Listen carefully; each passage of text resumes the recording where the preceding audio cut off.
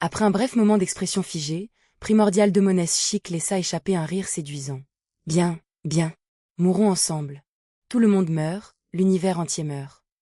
Au milieu des rires effrénés, la vitesse de désintégration du corps de Chic s'est rapidement accélérée. Lumian, toujours arborant son sourire moqueur, ne répondit pas. Il l'observait tranquillement, comme s'il regardait un fou accomplir son dernier acte sur la scène de la vie. Alors que les échos de son rire résonnaient, Chic régressa complètement dans un groupe de caractéristiques de Beyondé de différentes tailles, encerclant une statue d'une femme apparemment fabriquée à partir d'os. La statue était entièrement nue, chaque détail finement sculpté, dégageant une allure extraordinaire.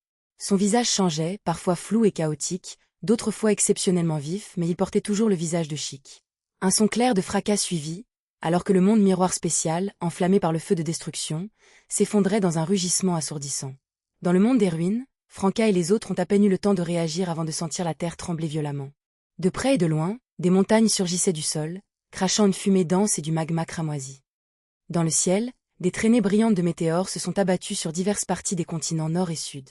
Leurs impacts ont déclenché de violentes explosions et soulevé des nuages de poussière qui ont obscurci le clair de lune. Dans les terres enflammées, les tempêtes de neige ont commencé à hurler. Le long des côtes, des ouragans d'une force sans précédent ont touché terre les uns après les autres. Des catastrophes de toutes sortes se sont abattues sans discernement sur tous les coins non protégés du monde, certaines légères, d'autres dévastatrices. Un vrai dieu, sauf son nom, était tombé. Le trône divin de la démone primordiale était désormais vacant. Cachée dans la couche protectrice de la Glory Crown, Franca expira silencieusement de soulagement. De son sac de voyageur, elle a récupéré un orbe de cristal transparent qui représentait diverses scènes de calamité. C'était la caractéristique Beyondé d'une démone de la catastrophe, restructurée après avoir été brisée et filtrée à travers le brouillard gris par Monsieur Fool. Franca a rapidement concocté une potion, un liquide tourbillonnant rappelant le ciel avant une tempête. Elle avala la potion sans hésitation. Ailleurs, Madame la magicienne et Madame la justice ont été témoins de l'autodestruction de la démone de gris et de la démone de jaune, chacune remarquant silencieusement à quel point il était difficile de tuer des démones de haut rang. Si Monsieur Fou n'avait pas été occupé à fusionner avec les dignes célestes pendant son sommeil, et si Germain Sparrow n'avait pas été préoccupé à maintenir la barrière astrale contre les assauts terrifiants des grands anciens dominateurs, Madame la magicienne aurait pu s'assurer qu'au moins une des démones de la catastrophe ne s'échappe pas. En utilisant ses pouvoirs de Planeswalker, elle pouvait recréer des personnages historiques ou invoquer des projections d'événements historiques. Avec ceci, elle aurait pu produire un moineau de germant temporaire dans la réalité. Grâce à cette connexion, Monsieur Fool aurait pu descendre et projeter une force suffisamment puissante. Mais hélas, Monsieur Fou n'a pas pu descendre directement dans son état actuel. Le personnage recréé ou invoqué n'aurait qu'un lien établi avec le château de Séphira, portant de légères empreintes de son rang et de sa corruption. C'était suffisant pour affecter de manière indomptable des saints qui n'étaient pas des anges à part entière. Cependant, une créature mythique complète pourrait rompre leur connexion, tout comme elle pourrait traiter les informations liées au grand vieux dominateur. Dans ce contexte, si la démone du gris et la démone du jaune avaient tenté de s'échapper dans le monde miroir, elles n'auraient pas pu échapper à la poursuite ou à l'emprisonnement d'un Planeswalker. Pourtant, ils ont plutôt choisi l'autodestruction. Madame la magicienne avait préparé une réponse, dans l'intention de recréer l'arrêt du temps de l'ange du temps, suivie d'une manipulation des règles et des connexions mystiques par mentor de la tromperie. Le but était d'assurer l'autodestruction de la démone du gris et de la démone du jaune étendue à leur vrai corps, à leur miroir et au miroir endormi. Ce plan comportait un certain risque d'échec.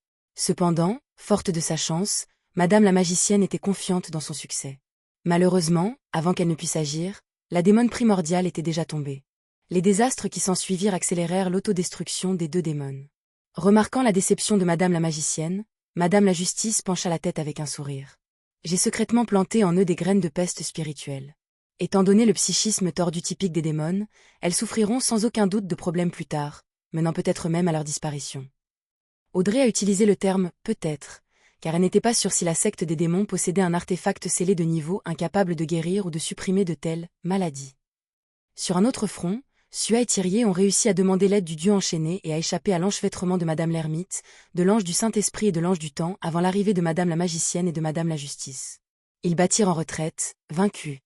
Dans le monde miroir spécial qui s'effondrait, Lumian, son visage toujours arborant un sourire moqueur, regardait la statue féminine et les deux orbes sombres contenant les caractéristiques absorbées du Beyondé.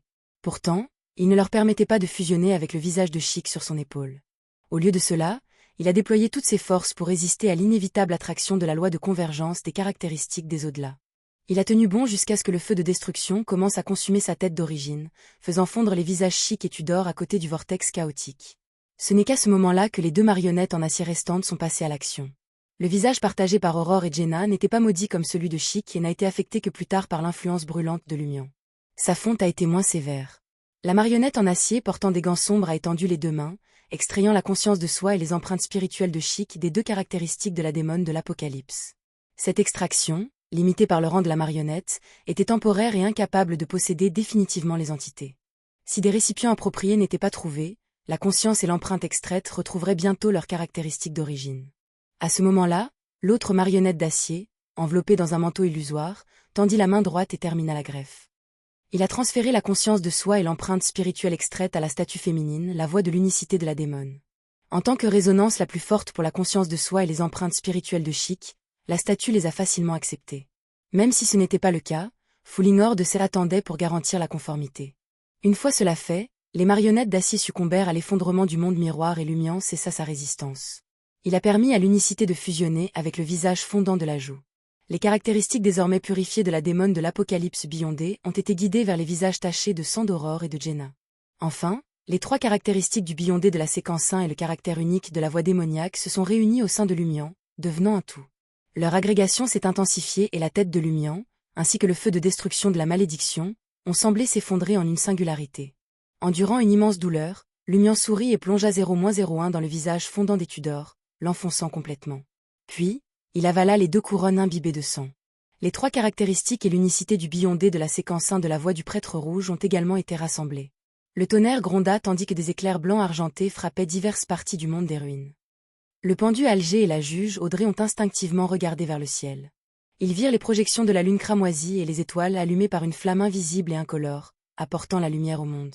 Pendant un bref instant, ce fut comme s'ils étaient revenus à la 4e époque de trêve, avant que le sceau ne soit brisé, alors que le ciel était composé de flammes.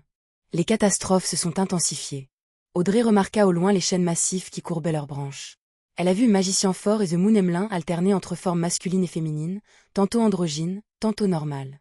La toux et la fièvre affligeaient ces demi-dieux, propageant inexplicablement une étrange maladie, les obligeant à baisser la tête. Une vague d'impulsion surgit dans leur cœur, retrouver et affronter les démons une fois de plus. Au milieu de ce chaos, les cris des monstres remplissaient la forêt de chênes alors qu'ils se tournaient les uns contre les autres. Simultanément, alors que Franca avançait vers le statut de démon de la catastrophe, elle sentit des fragments de ses miroirs brisés former de nouveaux domaines derrière les miroirs. Le monde miroir renaît. Dans le monde des ruines, des zones de gris et de chaos ont été consumées par les flammes, ne laissant rien derrière elles. Dans le monde miroir spécial détruit puis renaissant, les trois têtes de Lumion se sont levées lentement à mesure que son corps se reformait. Son côté droit était féminin, vêtu d'une robe blanche squelettique, tandis que son côté gauche était masculin, drapé dans une robe rouge sang.